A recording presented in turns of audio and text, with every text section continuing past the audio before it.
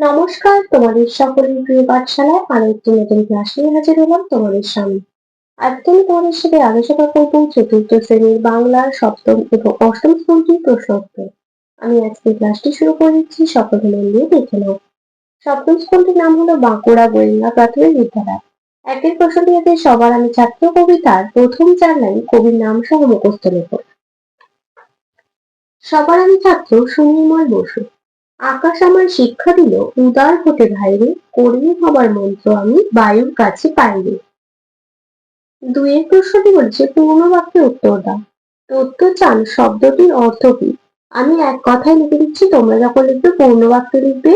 তথ্য চান শব্দটির অর্থ এখানে অব্দি লিখবে, লেখার পর লিখবে ছোট্ট খোকো। আমি শুধু লিখে দিচ্ছি ছোট্ট খোকো। পটগুলটিস ওয়ার কি? পটগুলটিস ওয়ার হলো, দিয়ে লিখবে মাটি গুলি বানিয়ে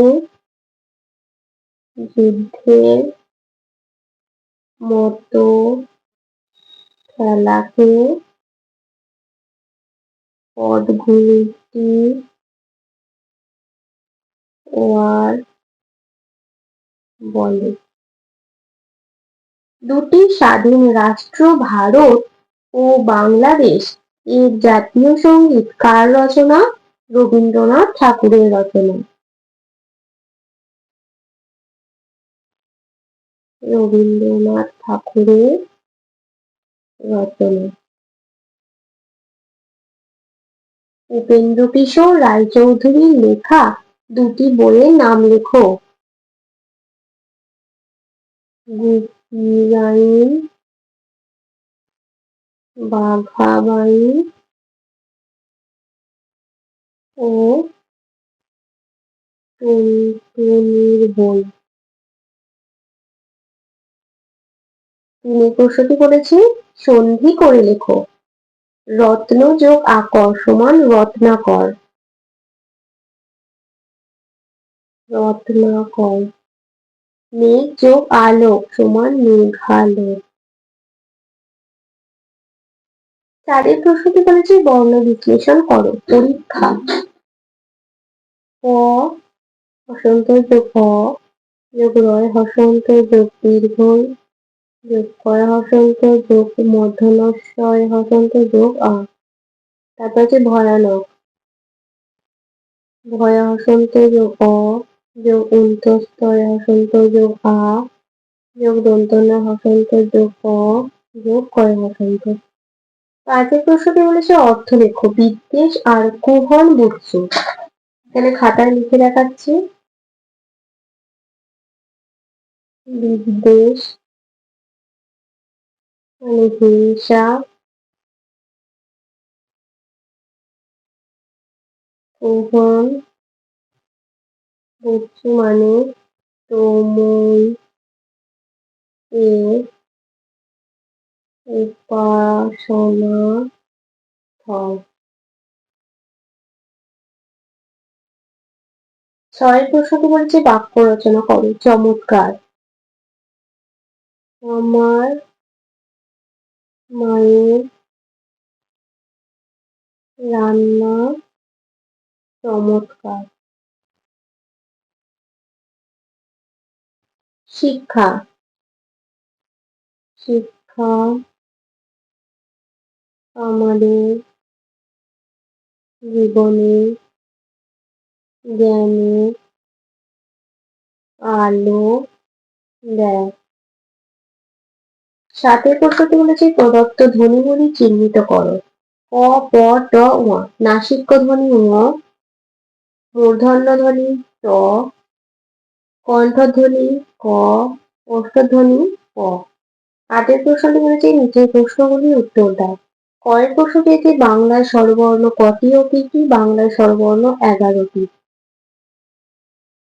যথা অ, আ, হ্রস্বই দীর্ঘই হ্রস্ব দীর্ঘ রি, এ, ওই, ও আর ও। তারপরে ক্ষয়ের প্রশ্নটি বলেছে মাতৃভাষা কাকে বলে? আমাদের মাতৃভাষা কি?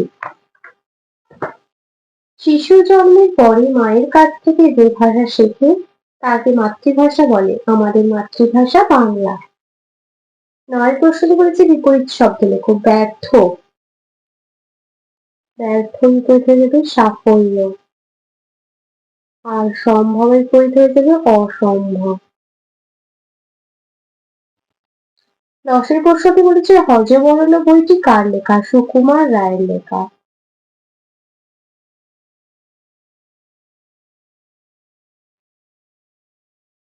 তাহলে দেখো ৭ নম্বর স্কুলটি আলোচনা করে দিলাম, এবার ৮ নম্বর স্কুলটি আলোচনা করে দিচ্ছি, দেখে নাও।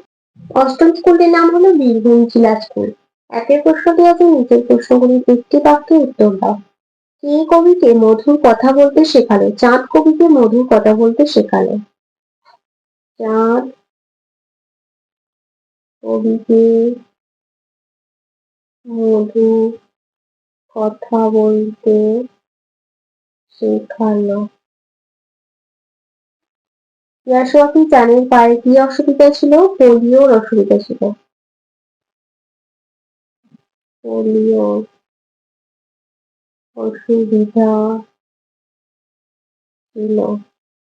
ছাগলছানা সেদিন রাতে কেন বাড়ি ফিরতে পারেনি? এভাবে লিখবে ছাগলছানা সেদিন রাতে বাড়ি ফিরতে পারেনি। কারণ কারণ ছাগলছানা সেদিন ঘাস খেয়ে পেট ভীষণ ভারী হয়ে গিয়েছিল, তাই সে বাড়ি ফিরতে পারেনি। বনভোজন কবিতায় কে মিছিমিছি গিন্নি সেজেছিল? নুরু। নুরু মিছিমিছি গিন্নি সেজেছিল। পরবর্তী পৃষ্ঠায় প্রশ্ন দেওয়া আছে, দেখে নেওয়া যাক। ২ প্রশ্নটি হচ্ছে সঠিক উত্তরটি নিচে দাগ দাও। উপেন্দ্র কিশোর রায়চৌধুরী ছোটদের জন্য যে পত্রিকাটি প্রকাশ করেন সেটি হলো সন্দেশ, ভারতী না কল্লোল? সন্দেশ। মালগাড়ি কবিতার কথক হলো অজিত দত্ত, প্রেমেন্দ্র মিত্র না রবীন্দ্রনাথ ঠাকুর? প্রেমেন্দ্র মিত্র। দত্তচাঁদ গাছে ওঠার নিমন্ত্রণ জানিয়েছিল ইয়াসুয়াকি চান কে? দারোয়ানকে না বাবাকে? ইয়াসুয়াকি চানকে। বনভোজন কবিতাটিতে তিনটি, চারটি না পাঁচটি মেয়ের কথা বলা হয়েছে? চারটি। তিনি প্রশ্নটি বলেছে নিচের প্রশ্নগুলি যথাযথ উত্তর দাও। কিভাবে পটমুলটিসে গুলি তৈরি হতো? ছাদের উপর যে গঙ্গামাটি রাখা ছিল তার দিয়ে হাতের তালুর সাহায্যে গোল করে পটমুলটিসের গুলি তৈরি করা হতো। ক্ষয়ের প্রশ্নটি হচ্ছে কোনের খবর গল্পে কোন পাহাড়ের কথা আছে? এই গল্পে পাকুয়া নদীর বর্ণনা দাও। আমি প্রথমের উত্তরটা এখানে লিখে দিচ্ছি। কোনের খবর গল্পে কোন পাহাড়ের কথা আছে? লুসাই পাহাড়ের কথা আছে।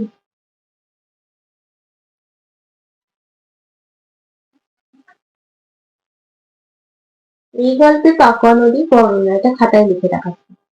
পাকুয়া নদীটি ৭০-৮০ হাত চওড়া হবে আর তাতে ১ কোমর জল হবে।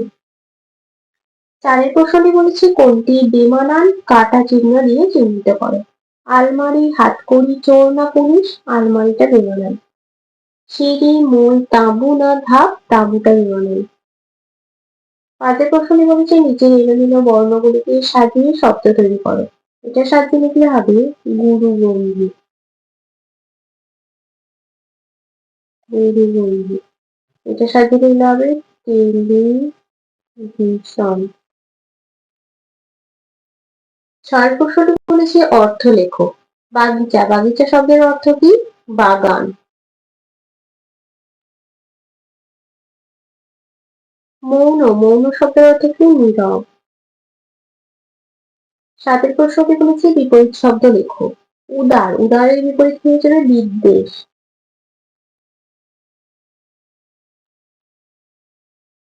আর গুরু, গুরুর বিপরীত কি হয়ে যাবে? শিষ্য। ৮ প্রশ্নটি বলেছে বাক্য রচনা করো। নিমন্ত্রণ। আজ আমার বন্ধুর বাড়ি নিমন্ত্রণ আছে। তারপর আছে প্যাসেঞ্জার। বাসগুলি প্যাসেঞ্জার কোথায় নামায়? তাহলে দেখো অষ্টম স্কুলটিও কমপ্লিট করে দিলাম। আজকে ক্লাসটি তাহলে আমি এখানে শেষ করছি। খুব তাড়াতাড়ি আরো একটি নতুন ক্লাস নিয়ে হাজির হবো তোমাদের সামনে। যদি তোমাদের আজকে ক্লাসটি ভালো লেগে থাকে তাহলে অবশ্যই লাইক, কমেন্ট, সাবস্ক্রাইব এবং শেয়ার করতে ভুলবে না। সকলে সুস্থ থাকবে, স্বাভাবিক থাকবে। সকলকে অসংখ্য ধন্যবাদ জানাই।